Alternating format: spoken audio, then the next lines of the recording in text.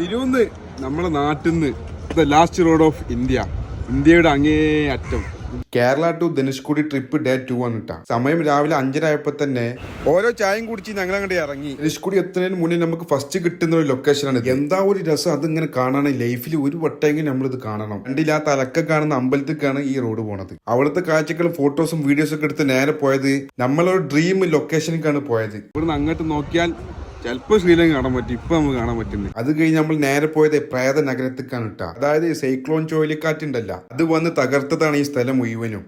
ഒരു നഗരം തന്നെ ആകെപ്പാട് അങ്ങോട്ട് ഇല്ലാണ്ടായിരിക്കണം. അതിന് ആ ചുഴലിക്കാറ്റിന്റെ ശക്തി കൊണ്ട് തന്നെ നമ്മളെ പാമ്പം പാലം ആകെ തകർന്നതിന്. പിന്നെ നമ്മളെ മെട്രോമാനാണ് ആ പാലം പിന്നെ ശരിയാക്കി എടുത്തത്. അവിടുന്ന് നേരെ പോയത് ഒരു സംഭവം സ്ഥലത്തേക്കാണ് കേട്ടോ. ഇതിഹാസം എന്നൊക്കെ നമ്മൾ പറയില്ലേ, ഡോക്ടർ APJ അബ്ദുൽ കലാമിന്റെ പേരേക്ക്. ഉപരെ ഫൈറ്റർ ജെറ്റ് പിടിച്ചപ്പെട്ട യൂണിഫോം കണ്ട് കാണുമ്പോൾ നമുക്ക് രോമാൻ നീച്ചിക്കും. അതേപോലെ നമ്മൾ കണ്ണുകൊണ്ടാണ് കാണുന്നത് പത്മഭൂഷണും ഭരതരത്നും ഒക്കെ. എന്താ പറയാ, രോമാഞ്ചിഫിക്കേഷന്റെ എക്സ്ട്രീം ലെവലിൽ ഇവിടുന്ന് കിട്ടിയത്. ലെജൻഡ് എന്ന് നമ്മൾ വെറുതെ വിളിക്കുന്നതല്ല.